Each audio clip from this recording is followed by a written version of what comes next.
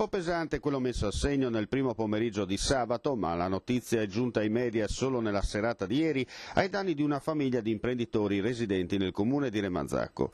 Appena rientrati nella propria abitazione, la sorpresa: la cassaforte aperta e completamente svuotata. Dentro c'erano più o meno 40.000 euro in contanti, insieme a vari oggetti preziosi. A quel punto i malcapitati non hanno potuto fare altro che rivolgersi alle forze dell'ordine, in particolare ai carabinieri del paese. Giunti sul posto sono iniziate immediatamente le indagini di polizia giudiziaria. Da prime notizie pare che i ladri non abbiano fatto tanta fatica per mettere a segno il colpo. Sarebbero entrati dal retro della casa attraverso una porta non chiusa con le mandate. Una volta all'interno, con l'ausilio dei ferri del mestiere, hanno iniziato la loro opera di pulizia del contenuto della cassaforte, nella massima tranquillità, visto che al momento non ci sono testimoni oculari. Indagini in corso, il furto 70.000 euro. La polizia locale della provincia di Udine nel corso del 2013 ha accertato sanzioni per circa 380.000 euro, incluse le ordinanze di ingiunzione. Oltre 80.000 euro la somma complessiva verbalizzata dalla Polizia Ambientale Urbanistica, che con il personale dell'area ambiente ha effettuato 99 sopralluoghi e redatto 45 notizie di reato, annotazioni e informative all'autorità giudiziaria e 109 verbali di accertamento in materia di acque, rifiuti e ecotassa. Per la prevenzione degli incidenti stradali provocati dal superamento dei limiti di velocità, il telelaser impiegato lungo le strade provinciali ha accertato violazioni per oltre 7.000 euro, 65 uscite sul territorio e 121 verbali. Sul fronte del controllo degli autotrasporti internazionali abusivi sono state accertate somme per oltre 16.000 euro e sono stati effettuati 4 fermi amministrativi. E di quasi 28.000 euro l'importo delle sanzioni per violazioni della regolarità della pubblicità. Relativamente alle funzioni ittico-venatore, la Polizia Provinciale ha fermato e controllato circa 700 cacciatori, con 22 notizie di reato, 69 verbali di accertamento amministrativo per poco più di 230.000 euro. 115 le ordinanze di ingiunzione in materia di caccia per una somma ingiunta di oltre 15.000 euro. Nel monitoraggio della fauna selvatica sono quasi 3.000 i capi prelevati nel corso di 362 uscite sul territorio. Per quanto riguarda l'attività congiunta con la motorizzazione civile, sono state 16 le giornate per uscite con 350 veicoli controllati. Il servizio di motorizzazione ha elevato 74 verbali di illeciti amministrativi per oltre 6.000 euro.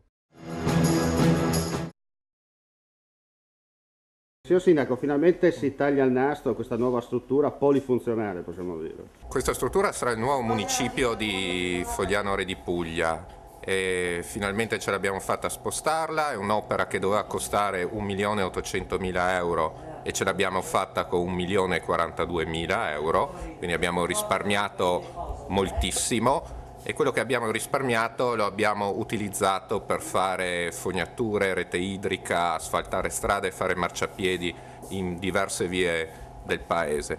In più siamo riusciti a salvare il vecchio municipio, che nei piani originali e precedenti doveva essere venduto, per fare un centro assistenziale con tutti i medici e un ambulatorio dell'ASL. Quindi avremo 2 centri nel nostro 2 centri di aggregazione all'interno del centro di Fogliano. Senta, mi permetta di sottolineare questo, insomma, visti i tempi, viene da dire, scusate se poco. Sì, diciamo che uno dei nostri punti cardine è stato in questi 5 anni di usare al massimo tutti i soldi che avevamo per fare più cose e più cose che servono. Le ultime news per quanto riguarda le terme romane a Monfalcone. Sì, come avevamo anticipato, dopo le 2 inaugurazioni che l'amministrazione comunale in pompa magna ha effettuato, purtroppo non sono ancora aperte. La motivazione risiede nel fatto che non sono state garantite ancora le autorizzazioni, quelle che servono proprio all'apertura delle terme stesse. Abbiamo preparato un'interrogazione che verrà discussa nel Consiglio Comunale di mercoledì proprio per ottenere maggiori informazioni dal sindaco, in quanto gli 8 milioni spesi devono essere restituiti alla comunità. Purtroppo in questo momento le terme sono tristemente chiuse, il servizio non può ancora essere utilizzato dalla collettività. Che soluzioni cercate di portare voi in qualità di opposizione? Ma guardi, noi spessissimo ci apprestiamo ai consigli comunali con delle proposte, con degli emendamenti, con dei suggerimenti che puntualmente non vengono recepiti dalla maggioranza, peraltro senza che ci siano delle motivazioni per respingere le nostre proposte. Su questo tema noi da tempo molti anni fa, avevamo detto che quello lì non era comunque il posto adatto dove far sorgere le terme, che ricordo si trovano tra la centrale e nella zona industriale più inquinata di Monfalcone.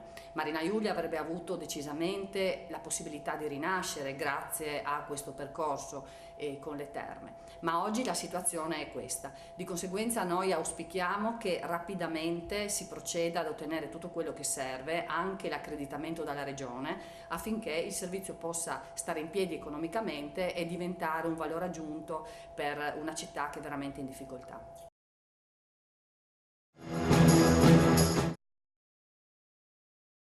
Sindaco, un premio importante a un goriziano che sta dando tanto, no, nel mondo. Un goriziano importante e un goriziano sconosciuto nella sua città. Il professor Beltram è il direttore della Scuola Normale di Pisa, cioè di quanto è la maggiore università, collegio universitario d'Italia. Quindi un uomo che ha fatto una carriera strepitosa, è un uomo che ha portato il nome della sua città ai più alti livelli culturali e scientifici, e quindi è giusto che la sua città lo riconosca e la sua città gli dia il giusto premio per la sua vita. Si dice che un premio cambia poco, però la cosa importante è dire che Gorizia esporta anche marchi di fabbrica. Esporta persone eccezionali e non sempre che non vengono poi apprezzati nella propria città, come magari vengono apprezzati nelle sedi in cui sono andati a vivere. Ricordo che noi abbiamo dato recentemente il premio a Reia, abbiamo dato il premio a Maurensic, abbiamo dato il premio a Music, abbiamo dato il premio a persone eccezionali che in qualche modo hanno illustrato la loro città. Questa è una di quelle occasioni.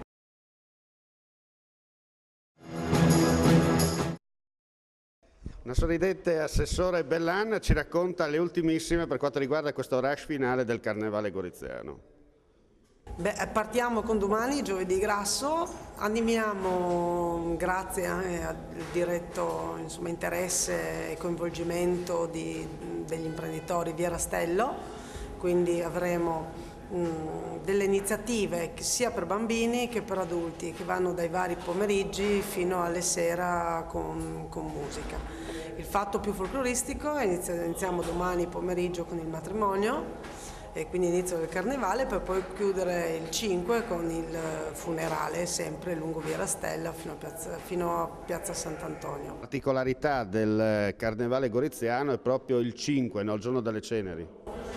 Sì, è il famoso carnevale in cui viene, tra virgolette, allungato di un giorno la festa del carnevale, in cui c'è questo corteo in cui segna appunto la fine del carnevale, il funerale del signor Zanetti. Pioggia o non pioggia, non bisogna mancare.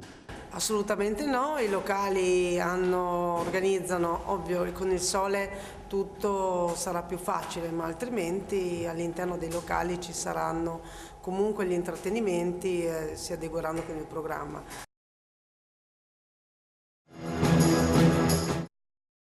Domenica 2 marzo 2014 si corre la 36esima maratonina transfrontaliera Città di Gorizia, Memorial Albino Pisano, gara nazionale FIDAL di 21,097 km. Da segnalare anche la marcia non competitiva di 7 km Stragorizia, St. Peter Trofeo Guido Gaier. L'aspetto organizzativo dalle parole di Francesco Del Sordi, assessore comunale alla viabilità e protezione civile. Sì, tutto pronto, 36esima edizione, il gruppo Marciatori anche quest'anno ha tenuto duro ed è riuscito a organizzare un evento eccezionale. Stiamo parlando comunque di un evento, storicamente uno dei più importanti come mezza maratona, ma è importante anche per la città perché si riesce a siglare ulteriormente l'amicizia che c'è al di là del confine tra gli italiani e sloveni. Quindi lo sport una volta in più unisce e non divide, ci permette anche di attrarre turisti, far vedere la nostra bellissima città, e questo è il motivo per cui l'amministrazione comunale di Gorizia si è impegnata moltissimo nell'organizzazione. Quanti volontari saranno presenti lungo il percorso? Ma parliamo di circa 200 volontari tra l'organizzazione logistica, la sicurezza delle strade e quant'altro, quindi un impegno notevolissimo.